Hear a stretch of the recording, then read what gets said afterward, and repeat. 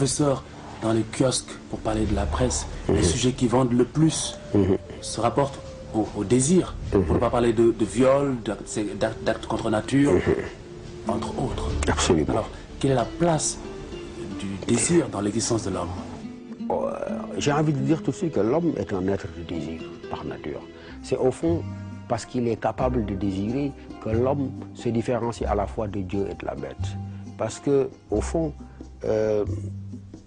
l'animal, très souvent, il est confiné à des besoins. Il peut avoir des désirs, mais pour l'essentiel, il est confiné à des besoins. Alors que l'homme, s'il est un être de désir, c'est que fondamentalement, il y a une valeur surajoutée à son être, qui n'est ni en Dieu, ni en l'animal. Dieu ne peut pas désirer parce qu'il est la perfection. Or, le désir est l'expression d'un manque. Et c'est parce qu'il est symptomatique d'un manque qu'il habite l'être humain et le définit de manière générale.